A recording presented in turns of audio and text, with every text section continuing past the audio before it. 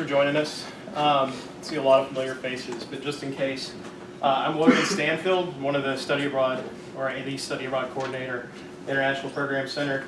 Joined here with the inimitable Heidi Bretz, their assistant director for study abroad. Also hiding out is Monica Scoble, who's another assistant director for study abroad. That's right. And also serves as our greeter.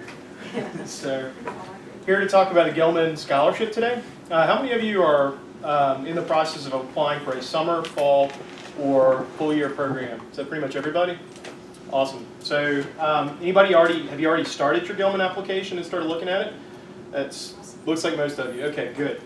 So, happy 2 weeks away from the deadline. You got time to do some polishing, some enhancement, or even just kick the whole thing off. I mean, you can start from zero right now and successfully crush this scholarship opportunity. We'll have plenty of time for questions as we kind of go through this. Just to kind of give you an idea of what we're going to cover.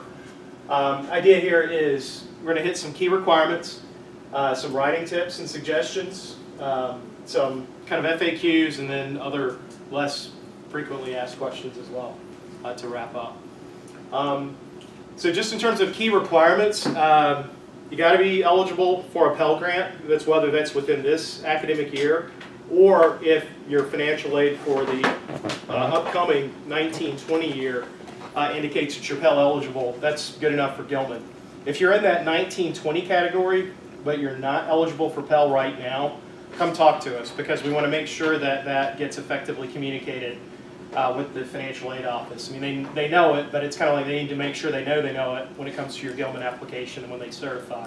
So we would just highlight that if that's because it would be a little bit of an unusual situation for you not to be eligible right now, but then to be eligible in the next year. Got to be a U.S. citizen. Program has to be 3 weeks or longer, and you have to earn some academic credit out of the deal. To my knowledge, there's not a minimum on that. It just has to be credit bearing somehow to get credit out of the deal. So that's kind of the meat of it. Other than that, it's fair game in terms of eligibility. And we'll talk more about kind of what it is that they're kind of looking for, what the purpose of the Gilman is about. The bottom line, I think, is it's connecting underrepresented profiles in terms of study abroad participation, and they also value underrepresented programs and program types. But the main thing is it's about creating accessibility to study abroad programs and broadening that out a little bit, which is really cool. So when it comes to how you craft your essay, here's the thing with Gilman. The successfully applying for the Gilman really is happening in that statement of purpose essay. It has to be strong in terms of, if not like, it's not just sort of an exercise in like technically writing an essay and making sure everything's grammatically straight, because that's important, but it's really also about communicating impact and writing everything together in a really kind of good flow, really good cohesive way. Some stuff to avoid, first of all. There's a few kind of common cliches that you're just as well spent not including them. Broaden my horizons. Is that a great thing about study abroad? Absolutely. Is it something that everybody always says, it seems, when it comes to writing those essays? Yeah, it's kind of tired, to be honest. Same thing, immersing yourself, submerging yourself, otherwise swirling yourself around inside, in a new culture. That's probably best avoided if you can help it. It's just a little tired. So then, what should you be writing, or what should the focus be on? It's really about you and this program you're about to embark on. So it's about telling your story and relating the connections between you, this program, and why you've chosen it, and your goals, and tying all that together. So the bottom line is that when the reader looks at what you're laying out in terms of your rationale to go and do this, it's clear first of all, they're learning something a little bit about you, and not just you, the student, but you in terms of you, an individual that's made this journey up to this point, and then are now about to go do this extraordinary experience somewhere else in the world. And then also, how is that experience relevant? How is it impactful? for what you've got going on after you're done with us, after you're done with the study abroad experience, the days you got left at UNCG, and beyond. It's about, especially if you find ways that this ties into your professional trajectory or just sort of the goals that you've got for yourself in life, kind of just being really forward thinking about, beyond the study abroad experience, and then thinking about how that study abroad experience then positively will impact your opportunities going forward. And if I could say one thing, I know Logan was talking a little bit about the review process and the reviewers. So a lot of this is also knowing your audience, because your audience is us, basically. Yeah. Can we come to that on the next slide? Sure. Yeah. So, but before we get away from this, just don't be shy about sharing your challenges.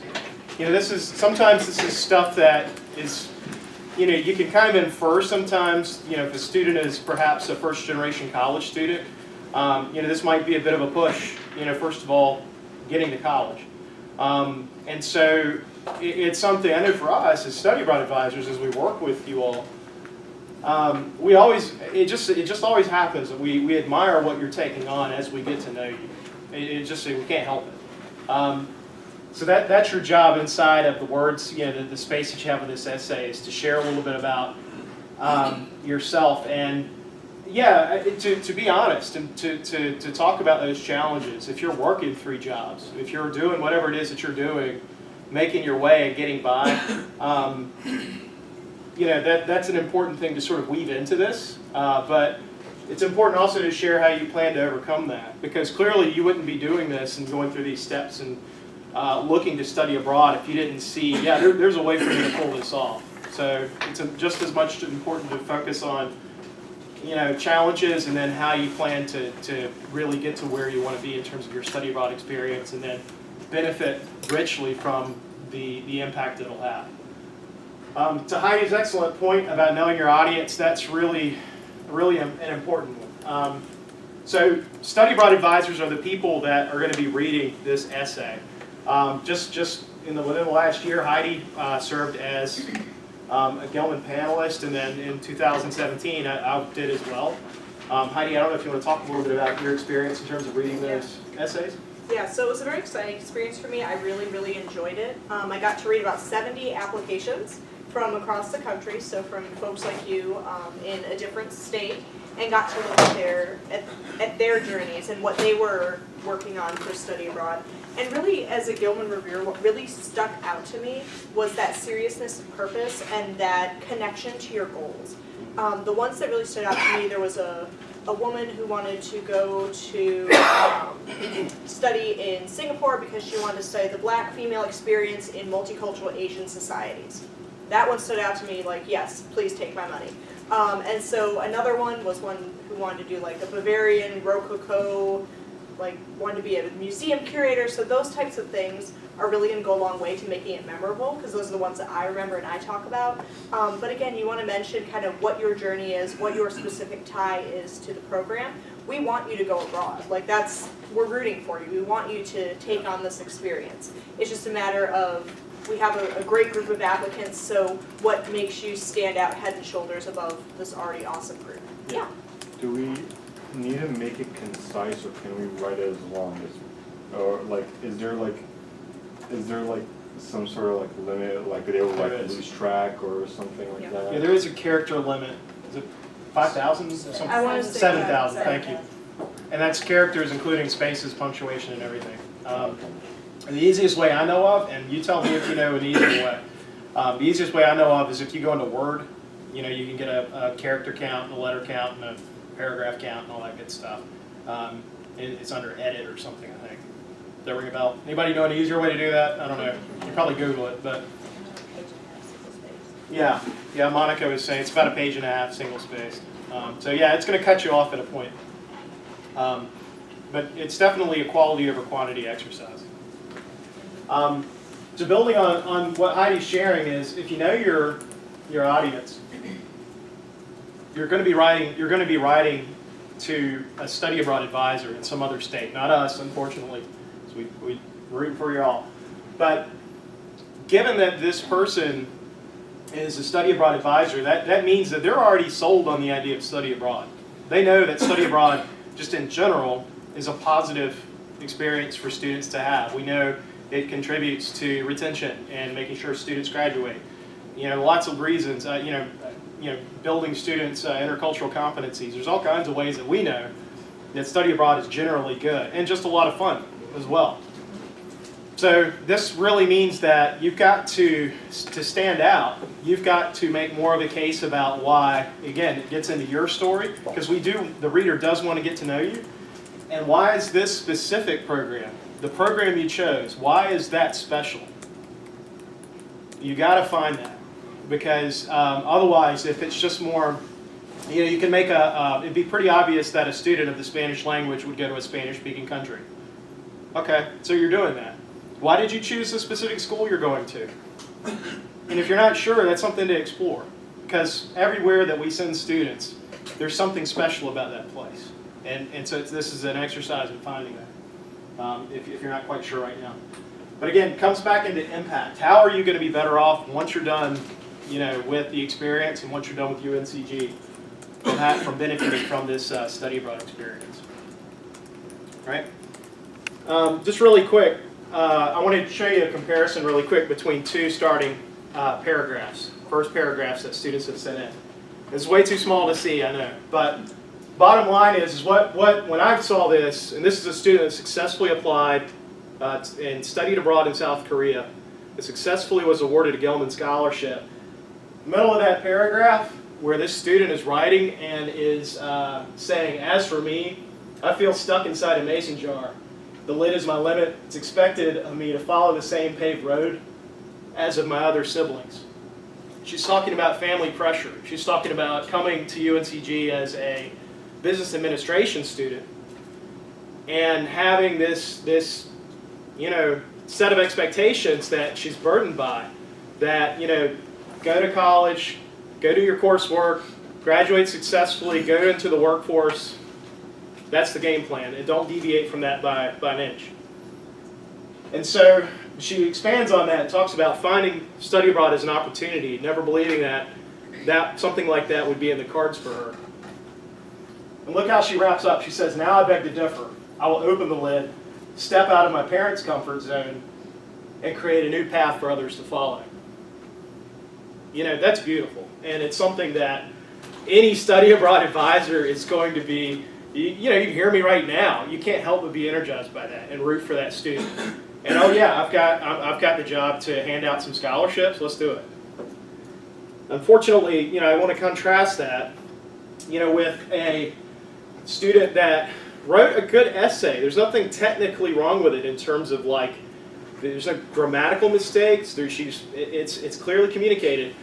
And compared to business administration, if you look at the raw numbers, this student would have had an edge in public health over business administration because it's less represented in the realm of study abroad. But it's just more of there's a little less heart and soul in it, just to be honest. Not only that, but she's talking about where she wraps up instead of the other student that was very did such a great job illustrating her passion and her goals. Unfortunately, in this case, a student's talking about my university has a great program for public health majors, but there's also a strict 2-year course pathway that starts at the beginning. It would be impossible for me to study abroad during that time. Okay, but as opposed to sort of pivoting into emotion, to a little bit of an emotional place and a lot about how it's tied into your personal goals. That was just sort of some wasted energy, unfortunately. And it's kind of, I think, exemplifies the tone that unfortunately didn't really kind of elevate that particular essay. So talking a second about what are some things that successful applicants for the Gilman Scholarship do. Research the Gilman before you start. It's just a good idea to start working in the direction that the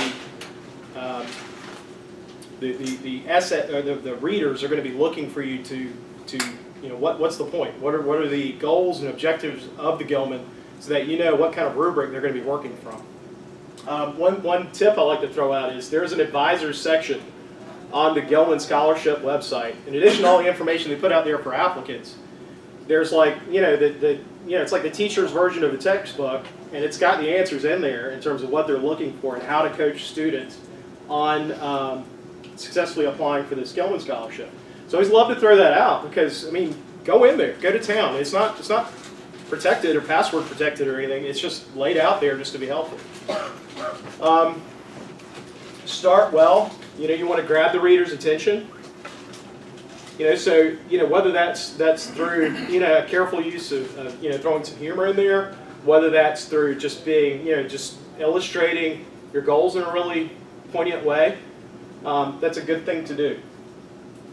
Use the Writing Center, and usually more than once, honestly, because it's I can't tell you how many Gilman recipients we've had, but 9 times out of 10 they've worked with the Writing Center quite a bit. I've talked quite a bit already about researching what's unique about the study abroad opportunity, but that's really going to be a key point to this. Leave some time to reflect and revise, and usually successful Gilman applicants will put in about 6 hours in total. So a way to look at that is if you get $2,000 to $5,000 to study abroad and you put in between 6 to 8 hours of work, I mean that's a pretty good return on investment, So. I don't know anyone who makes like $500 an hour, so please No. invest your time. It's a way to look at it. So things to avoid: don't recycle your IPC essay. It's just the prompts are different, and I've seen it before, and I've never seen it work. I wouldn't expect for it to. I was surprised to hear from a faculty member here in the English department one time, where she was like talking about working with the Writing Center. And sometimes when you sit down to get some feedback on writing, your first run through with the Writing Center staff, it may not be successful. Sometimes it depends on the individual you're working with, and for them to sort of really click with, what you're trying to get out and get through. So don't be discouraged if for some reason it doesn't work out particularly effectively the first time. Don't champ it out all in one sitting. It's just something you want to kind of give yourself time to come back to it a few times. Lots of resources online. I know they have a really great YouTube channel, a good Instagram channel. Lots of ways to find out more about successfully writing this. Lots of student-created content, so you can kind of get some perspective on what Gilman applicants have contributed and what they've put into their essays in the past. Kind of some walkthroughs. And more than anything, don't psych yourself out about this, because like we've said a million times before, we see somewhere between 1 in 3, 1 in 4 of our students that will apply for this will be successful. And that includes, honestly, even cases where, unfortunately, the students didn't even complete the process. They just sort of initiated the application and hit enough of the content in there so that it sort of pushed the application down the stream, whether or not it was even there was much of an essay in there to begin with. So your chances are pretty good. One more thing about the checking out the Gilman's resources, they will give you the questions. They will tell you exactly what they are looking for. Yeah. So if you ever want to do that thing where you write to the test, please do that with this, because they'll tell you exactly what they're looking for in your application. So, well, with that, Heidi was going to talk a little bit about follow-on service projects. Yeah. So the Gilman application is consisting of 2 big parts. So we've talked a lot about the statement of purpose essay. So that's going to be the meat of your essay. But if you want to think about it, that's your burger, this is your french fries.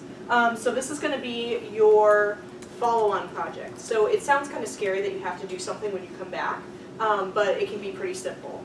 It can be as simple as doing a presentation, helping us out with one of these Gilman sessions. It can be doing an expo, it can be presenting to a class or a student group you're involved with, or it can be something super creative like doing an art exhibition or something like that. It should be attainable, so don't set yourself up to not be successful with your follow-on project. Like I said, you can keep it simple. The main goal is for you to be able to kind of pay it forward, to talk about the Gilman, to talk about study abroad, to encourage other students who may identify with you and your journey as to why they should apply for study abroad for the Gilman. You can focus on a particular group or a cohort, so based on your major, especially if you're in one of the underrepresented majors, like a STEM major, go present to the biology department. If you're a Spanish major, go to the Cafe Au Lait meetup every month or every couple of weeks and do something there. Based on your cultural identity, so if you're a black woman abroad, maybe doing a session on that, or a session for LGBTQ folks going to Korea, something like that. Based on your extracurriculars, athletics, Greek life, student government. And so this is, again, like the burger is your main goal, your statement of purpose, but you don't want to neglect your french fries. Nobody likes soggy french fries. So please give this a little bit of time, but you don't have to have it be nearly as fleshed out as your statement of purpose. And again, this can change. We know that you're saying this on this side of study abroad, and when you come back you may find something has shifted a little bit, maybe your focus has changed, maybe you found a new passion, new major, new language. So we do anticipate that may change a little bit, and you'll actually be able to follow up when you come back about your follow-on project, and I believe you have to complete it within 6 months, usually, of your return. So if you need ideas, please come talk to us, but don't let this stop you from applying for Gilman. Trust me, it can be as simple as coming to an expo, it can be as complicated as staging a play. So it really just depends on what you're interested in and what fits well with the program and the interests that you have. And if you're not sure between kind of going an easier route or a really elaborate route, like should I try to stage a play? I'd say don't stage a play. It's really okay. Yeah. You know, and you know, to offer just my own perspective as a Gilman reader, you know, with 70, 80, whatever it was, different applications, I made a job of reading each application, you know, the essay, the statement of purpose, you know, start to finish, and it took a while. And then it was more of an you know, when I figured out which ones really stood out, then I would peek at the statement of purpose and make sure that, you know, it didn't look, you know, wildly inappropriate somehow. And if it looked like it was, you know, on target enough, that was that. And so that really went back to the statement of purpose in terms of how I was ranking and having the different applicants, you know, match up against one another. I don't know if that was your experience, Heidi, or... Yeah, so it's about, I would say, 70-30 in terms of the statement of purpose being 70. This is about 30%. What stood out to me with the follow-on projects was when students said, oh, I've already been in contact with my Greek organization and I have a date set up for when I return. Like, that stuff is good because it shows that you've thought ahead, it shows that you've done planning and that your goal is attainable. But other than that, yeah, it can be fairly simple as long as you're paying your study abroad experience forward. Can you all correct me if this is bad advice, but I know a lot of times you'll get people that do a follow-on project that says, I'll work with my study abroad office to help promote study abroad. And kind of maybe a few more words to it, but something like that. I mean, is that kind of old hat or kind of tired to them? Well, I think it's sufficient. I don't necessarily think it would be setting yourself up with the absolute strongest way that you could position that. What would be stronger than you know, something like, I plan to work with my study abroad office to promote study abroad and also the Gilman Scholarship. Okay, that sort of hits the check boxes. But a way to tweak that would be take some positive steps. I've contacted the study abroad office. You know, a deed done is a little bit more powerful than a plan to do a deed, you know, of some sort. So if you incorporate in, like, you know, I've reached out to, you know, the assistant director of study abroad, and you know, I have plans to do a few recruitment sessions at that target that will target my sorority and others in Greek life on my campus. Well, yeah, that's clear as a bell. So just let me take a second too. We've been kind of talking for a minute here, and I want to see, so thinking about both the statement of purpose essays, follow-on service projects, or even some of the criteria we were talking about at the outset. Any questions on anything so far? Just taking it all in. Right on. Okay. So moving along into some of these FAQs. So this kind of is where we get into a little bit of nitty-gritty stuff that we know you're going to encounter. If you haven't yet, it's something you'll be seeing soon. So if this doesn't really mean much to you, it probably should. So as an example, first of all, for how many of you are doing summer programs? Awesome. So this is for you. So you're going to need to piece together a budget that goes into your Gilman application, essentially. You know, you will come up with ultimately a dollar figure of what does it cost to study abroad. This is intended just to give you a little bit of a template to work through. Generally, this information is available on studyabroad.uncg.edu and or the host university's website. So at a minimum, you want to make sure you're covering these basics. And if there are additional expenses that are core to, to your paying for your experience that look a little bit different than that, pay close attention to that, because like with this, we've got tuition broken out, we've got housing broken out, but on your study abroad program, it might say program fee, including the cost of your courses and your housing. Well, that's your number, and just work from that, and that's fine if it doesn't quite line up that way. But definitely, you got to have a place to stay. You got to pay for your courses, and you got to eat. So you want to make sure you've got good numbers with that, and make sure you're not inflating things, but make sure you're looking at numbers that represent the worst case scenario kind of thing in terms of what this is going to cost you. That's I please. was going to say, Gilman doesn't ask you to line item each one. He's just giving you an idea of what expenses you want to consider when you're building your budget. So you might see if you're going to be a month in Barcelona. Thank you. Spain's on the brain. You might know that that's going to cost $800, or there might be a range. Maybe they've got some different options in terms of the housing, and so it's more like a range between $800 to $1,200. Use $1,200. If it costs less than that, all the better. But you don't want to come up short in terms of figuring out your numbers for this. Same thing's true for airfare. You might be lucky when you look right now and there's just an unusually cheap airfare. But you want to have looked at this for a little while, so you're not just catching the one random Tuesday that they decided to put the airfares like half off. So if you kind of watch the figures for at least a few days, so you can kind of see, well, where do these costs tend to run? And if you just really don't have any kind of an idea about it, if you can't get any kind of an estimate, and this is something usually the study abroad program or on our website will give you an estimate. But if you're really just drawing a blank, ask us, and we'll be glad to give you a good ballpark to use. Insurance, it's about $11 a week.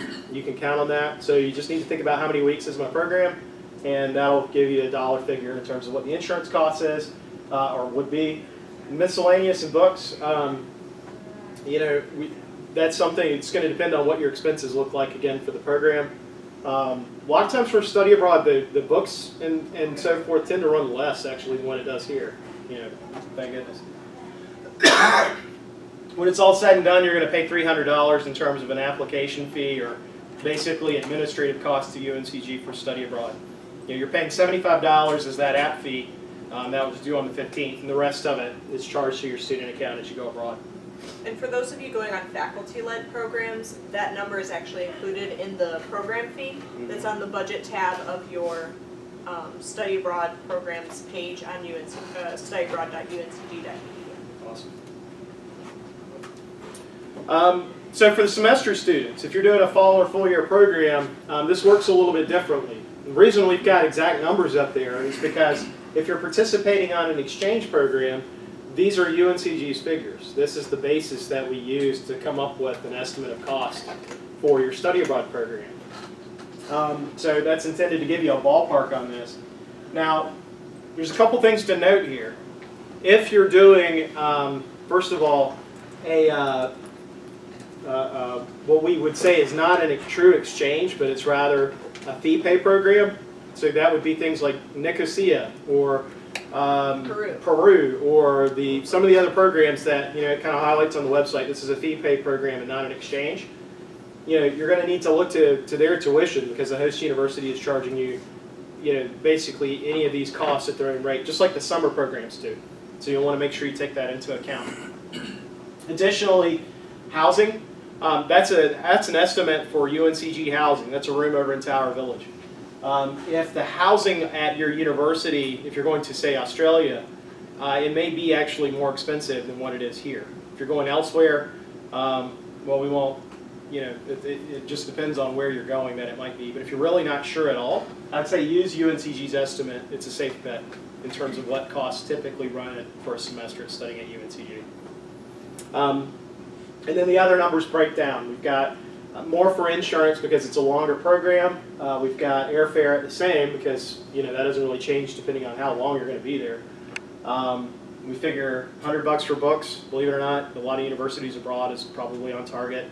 And then an application fee, again, $300. Any questions on budget? Yes, please. I'm kind of confused. Did we need to include this number in our application, or is this just for us to know? It should be asking you, it'll prompt you as you go in, and there's a section, there's the essay section, but then there are also kind of some fields where you're filling in parameters about your study abroad experience. They'll have you listing dates and some other details that I'll get to in just a second. That's where this would go. But it's only asking you to submit one total budget figure. It's not gonna have these 5, 6, 7 different line items. So you're using this as a guide to calculate what that total figure would be. Okay. Let's see, there's another hand in the back there. Yeah, you said there should be one for Australia, and I was wondering, like, what would the, if you can't recall the number, like, how much would it be? Well, how much is the housing usually in Australia compared to UCB? 400 a week. Yeah, a little bit more. I mean, 400 a week is what Heidi was coming up with. But we should have a breakout on that program by program.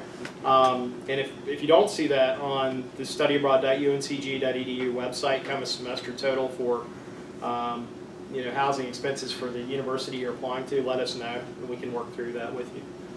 Yeah. So it doesn't vary. It's so like this is just like a general overview. It doesn't vary between like the colleges that I would be going to. Between the 90 or so exchange partner that we have, yeah, it's UNCG tuition. So that, for example, that doesn't change at all. All right. And the vast majority of the programs, the costs aren't really wildly different than what a semester at UNCG usually runs. Cool. Another thing that you'll be doing as far as completing the Gilman application is going to be you have to upload a transcript. Now, you would have turned in an official UNCG transcript as part of your study abroad application. What we can do is send you a PDF of your transcript if you ask us to. We don't do that automatically just because we don't want to go around throwing transcripts at people unless they've actually asked for it. But we're happy to do that. You can either come by the office, that's the easiest thing, and we'll do it there on the spot, or just send us an email requesting it, and we'll be glad to kick it your way. Just contact any one of us. Yes, sir? It doesn't matter if it's the unofficial transcript or the actual official transcript.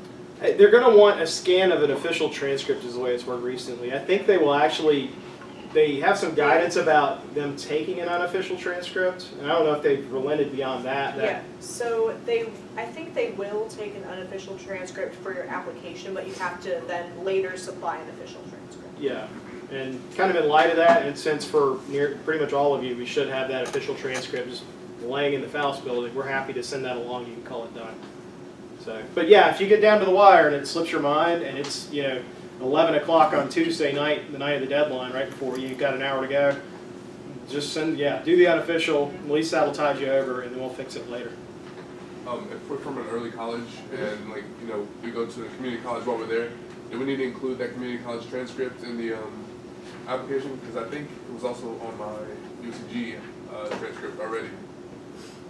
I don't think you do. I think what I would say is you won't go wrong submitting at least the UNCG transcript, and then if they need more information, because that would have your cumulative GPA at UNCG, reflect you pursuing a degree program. If they need more detail to call your application complete, they would follow up on that. Yeah, another question? Oh. Yes, you said it's due Tuesday, like. No, not this Tuesday. Oh, So yeah, it's- okay, I'll just make sure. Yeah, you got 2 weeks. Yeah, but deadline is March 5th. Yeah. 2 weeks, 7 hours, and 53 minutes. Thank you, Tom. The Gonna website count has it. down. There you go, so in case you're wondering. So just with the transcripts, I was looking something up. They will take did you say this maybe? Yeah. They will take an unofficial one, but then once you're accepted, you have to You have to provide. send the Okay, exam, yeah. sorry. Late to the game.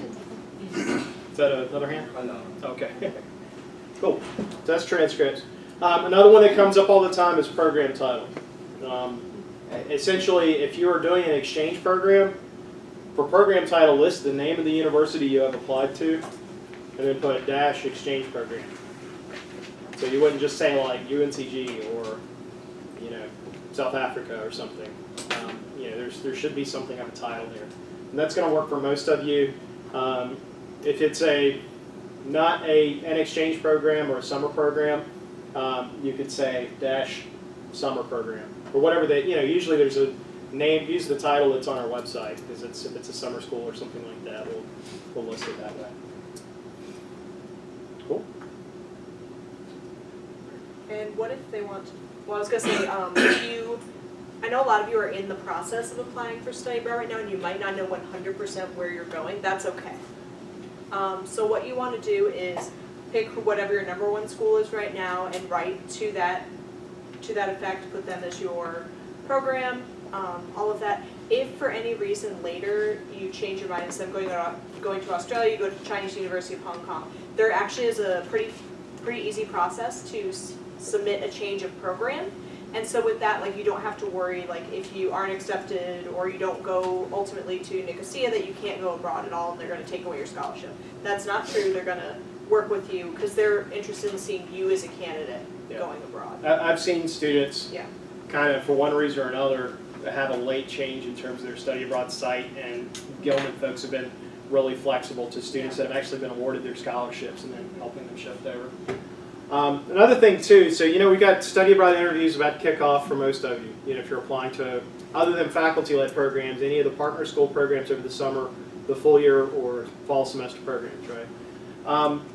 We're not trying to make a mystery out of this process. Very often, or at least a lot of the time, we can give you a pretty good indication how things should proceed as things wrap up. We can't always. But I would say it may, say 50-50, at least some of the time, we can give you a reasonably good indication of how we expect things to proceed. So if in those cases, if we do know, we'll be happy to share that with you at the interview. Now, again, with an asterisk, stuff can always change if the host school surprises, or if something about a placement process just doesn't go the way we expect it to. But the idea is that, if everything is looking good, we can usually put you in the position of saying, being able to write, my host university, is sending me on such and such an exchange program. It's a little bit of a stronger way to phrase it in terms of your essay than, I hope I get to go to, X study abroad program abroad. So that's obviously, it's not an official acceptance or something, but it's just a little bit of a positive spin you can work in on things. So for program dates, for some programs this is already clear cut and dry. It starts on this date, it ends on this date. For semester programs especially, sometimes it's a little ambiguous because it's like, okay, these are the dates of their classes, but then they have an orientation and then they have an exam period. I'm not sure exactly when I'm getting it done. Don't sweat this too much. If you know the exact dates, use them. If you're having to estimate, if you use the first, middle, or end of the starting month that that the program starts abroad, same thing on the back end, that's fine. It's just an approximation will work for this if it's already a semester in length. It's where this really matters is on shorter programs that they need to make sure that it makes that minimum 3 weeks. But if you're talking about something running from October to February, this is not a problem. All right, as we said, so Gilman has zero mercy when it comes to any kind of extension, when it comes to tragic tales of your internet dropping out the night you were going to submit it, any of that stuff. So don't play with your deadline, period. There's nothing to qualify about that one. So it's 11:59 Central Time. Yes, that's 12:59 a.m. Eastern Time. But don't be getting to a space where you're pondering, like, wait a minute, do I have like 48 minutes left to submit this, or was it due a minute ago? Just stay clear of that deadline. Any questions on that? All right. In terms of your, oh yes. I started the Gilman Scholarship, and I was stuck at one part when it said the student ID, and then I put in my school student ID because it said use your one that you at the university. Okay. And it kept saying invalid ID. Like, is it like another ID you're supposed to use? I don't know of one. That's one that we would have to, I would say, reach out to the Gilman coordinators because they should have a point of contact for questions about the application process to see what the issue might be there. But there's not, on the Gilman website, they don't have a means of cross-checking back to see if it's, what we use as an ID number or not. That's kind of strange. But has anybody else encountered that? The ID? Not to doubt, I'm not doubting what you're saying. I just wanted to see others. If this is like a rampant thing. Yeah. As well. Yeah. Similar problem. The only thing I suggest is maybe just double checking, you know, I don't know, I would leave dashes out, you know, just Yeah. keep it numeric. Are you just doing straight up numbers? Yeah. That's I haven't odd. heard of that before, but. So your student ID should be provided by by the same number provided by at your home institution. That's weird. That should be like the thing on, the thing. Yeah. Yeah, it's your 88 number. Yeah, your Yeah. 88, whatever, 9 digits. We'll look into that. We can check on it. Yeah, we'll look into that. That's a new one. It's going to ask who your study abroad advisor and who your financial aid advisor is. Any one of us, that's Heidi, Tom, Monica, or Logan, is happy to be your study abroad advisor for your Gilman application. And then your financial aid advisor is Roberta McDevitt, is this person. And one note about Roberta, the application does indicate that you should meet with your financial aid advisor. If you already know that you're eligible for a Pell Grant, like you don't necessarily need to seek out Roberta and go have a face-to-face meeting with her. Like she knows that students are applying, and she's more than happy to serve as a certifying advisor, but you don't necessarily need to contact her before you submit your application. Yes. Okay, I'm sorry. Yeah. Just to be clear. Yeah.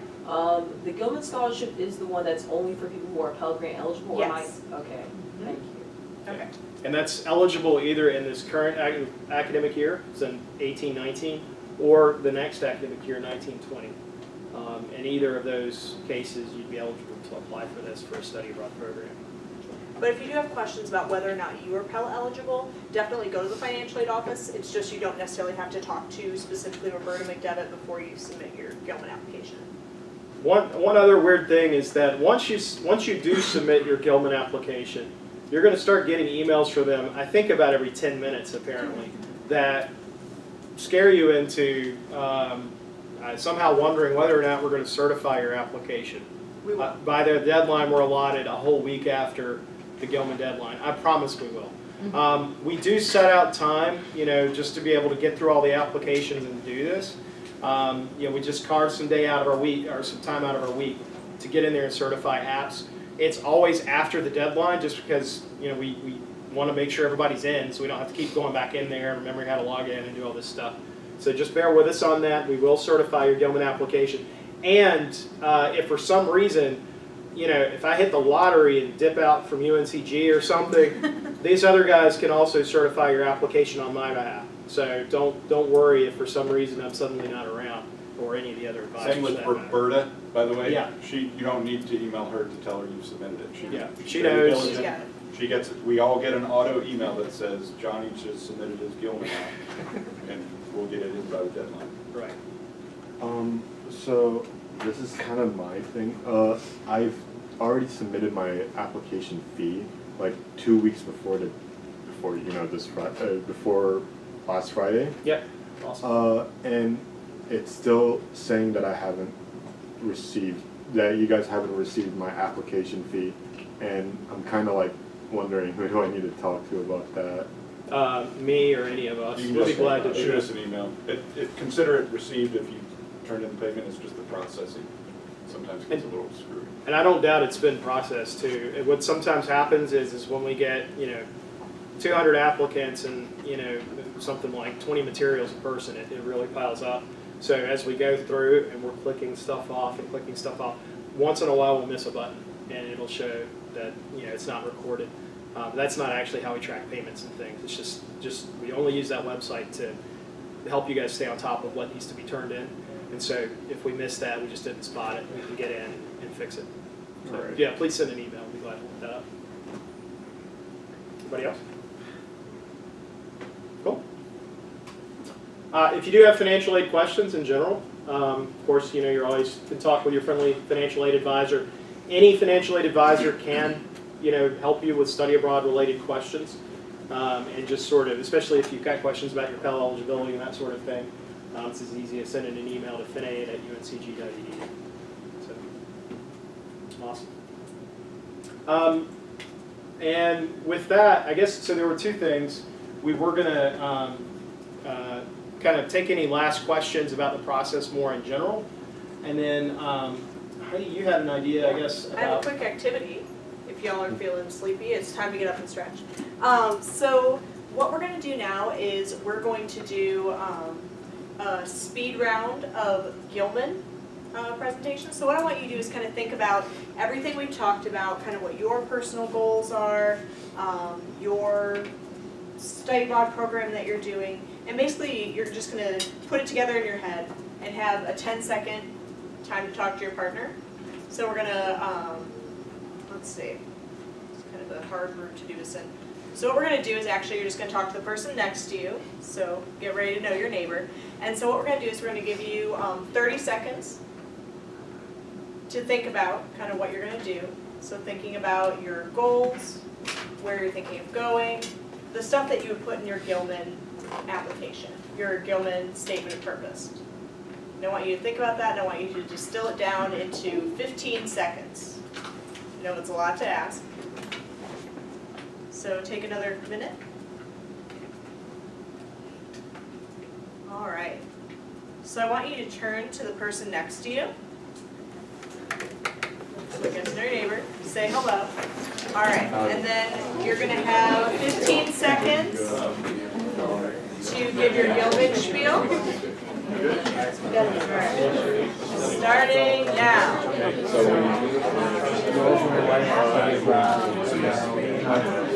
Stop this, keep it going.